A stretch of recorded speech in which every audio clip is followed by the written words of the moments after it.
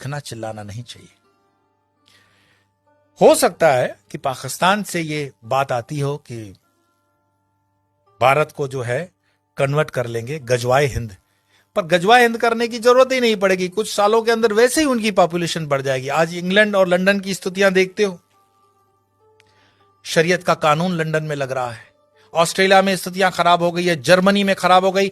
ये बहुत अच्छी स्ट्रेटेजी है इस्लाम की कि वो अपने एक्सेस पॉपुलेशन को दूसरे देशों में डेमोक्रेसी की आड़ में बेच देता है, बाद में वहां पे शरीयत का कानून लगवा देता है, लेकिन अरब कंट्री के अंदर कोई भी रेफ्यूजी नहीं रखा जाता है।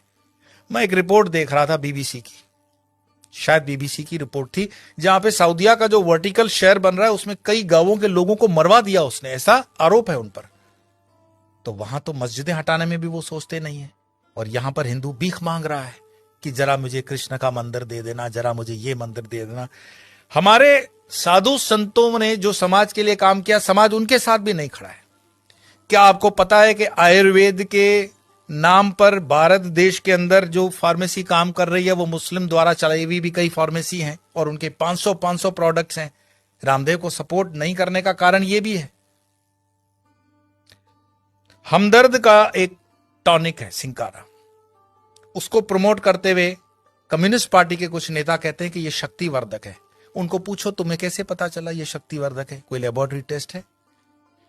एलोपैथी के कंपैरिजन में जो रामदेव बाबा को कहा गया था कोरोना के कंपैरिजन में, वो चीजें सब पर लागू होनी चाहिए। क्या आपको पता है सोनू निगम जैसा कलाकार जो पिछले कई सालों से फिल्म इंडस्ट्री के अंदर बेहतरीन आवाज दे रहा है, उसने जब खुले से कहा कि इस अजान के कारण मुझे तकलीफ होती है, इंडस्ट्री में उसको काम मिलना कम हो गया, क्योंकि बॉलीवुड की इंडस्ट्री आज भी इस्लामिक फंडामेंटलिस्टों द्वारा डोमिनेट है। मैं आपको और बता दूं, जिन दिनों शाहरुख खान, सलमान खान, आमिर खान स्ट्रगल कर रहे थे, गोविंदा सुपरस्टार था, और गोविंदा को नीचे करने के लिए उसकी जोड़ी में चलने वाली करिश्मा कपूर को आमिर खान के साथ एक फिल्म दे दी जाती है परदेसी। गोविंदा की जोड़ी को तोड़ा जाता है, और उसके बाद उदय होता है सलमान खान, आमिर खान और शाहरुख खान का समय, क्योंकि इंडस्ट्री डोमिनेटेड है इस्लामिक लॉबी द्वारा।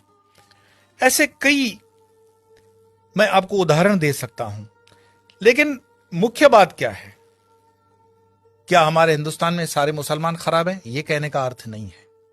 हमारे हिंदुस्तान के अंदर आजम जी, प्रेम जी जैसे भी इंडस्ट्रियलिस्ट हैं विप्रो के, उन पर आरोप भले लगे कि वो मुसलमानों के हितों की ज्यादा सोचते हैं, हिंदुओं की नहीं, पर मैं इस पे नहीं जाऊंगा। परंतु यहां मुसलमान न सिर्फ बढ़ रहे हैं, सुख संपन्नता के साथ बढ़ रहे हैं, ऐसा उस रिपोर्ट में कहा गया है। तो दुखी कौन हो रहा है? दुखी हो रहा है हिंदू। हिंदू क्यों दुखी हो रहा है? क्योंकि वो कर्महीन होकर के जीना चाहता है, और बेवजह की फालतू चीजों में वो अटका हुआ है। अपनी ना तो वो स्किल को डेवलप कर पा रहा है, और अपने हर छोटे छोटे उद्योग को छोड़ता जा रहा है। आज जब हम अपने आश्रम का भी काम करवाते हैं तो लेबर ढूंढने में हमें तकलीफ पड़ जाती है। देश के अंदर कोई बेरोजगारी प्राइवेट सेक्टर में नहीं है, लेकिन कोई रबिश होते हैं जर्नलिस्ट जो अपना खीसा गर्म करने के लिए, जनता को गुमराह करने के लिए अलग अलग रिपोर्ट्स देते हैं।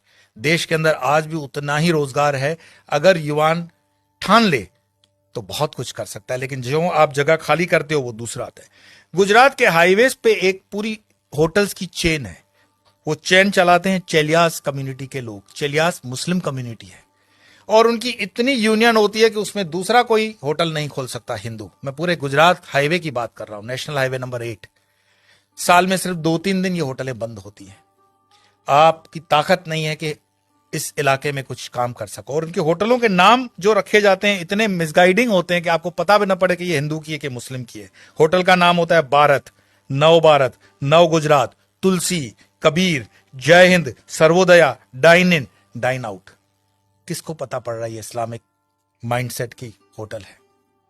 लेकिन सारे ट्रक ड्राइवर जानते हैं ये अपने वाले की है, लेकिन हिंदू को इतना बुद्धि नहीं होता कि ये किस होटल में जा रहा है, क्या खा रहा है, क्योंकि जीवन भर हमने हलाल खाने के लिए ही ठेका ले रखा है। हिंदू को इतना स्वाभिमान नहीं है कि वो कह दे कि जो मैं खान पान खाता हूं तो मेरे प्रोडक्ट पर तुम लोग सात्विक, राजसिक या तामसिक का लेबल लगाओ। भाई सात्विक है तो उसको ऑरेंज कर दो, राजसिक है तो उसको लाल कर दो, तामसिक है तो उसको काला कर दो, वेजिटेरियन का ग्रीन तो है ही। हर चीज पे हलाल लगा हुआ है, और हलाल का तुम्हें मलाल भी नहीं है। तो कितने भी तुम प्याज लहसुन को मत खाओ, लेकिन ये हलाल खाते हुए तुम्हारे बच्चे जो हैं क्या बन रहे हैं?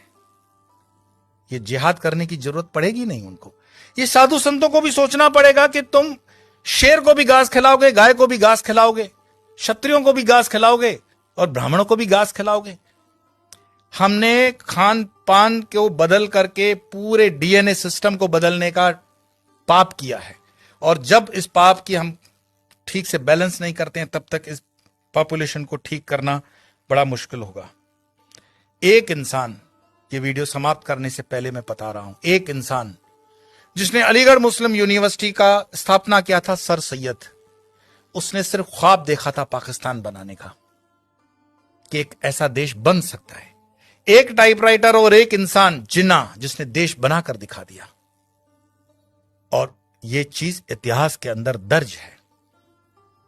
क्या पता ओवैसी जो कह रहा हो उसको हम सीरियसली नहीं ले रहे हैं।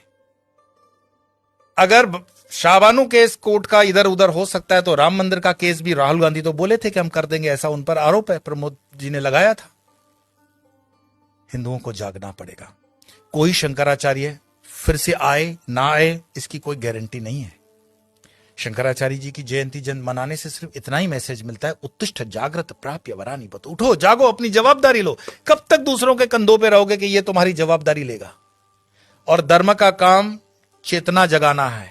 बाकी ये मेरा वीडियो मरे हुए लोगों के लिए तो है नहीं, चैतन्य लोगों के लिए। और चैतन्य जो सुन रहे हैं उनको लगता है कि आगे 2-4 चैतन्य है तो फॉरवर्ड कर देना, और मरे हुए लोगों को वीडियो देखने के लिए मैं कोई आग्रह करता ही नहीं हूं। आपके भीतर आपका सनातन जागे, भारत जागे, हिंदुत्व जागे। इसी प्रार्थना के साथ इतना ही। कल फिर मिलेंगे अन्य विषय को।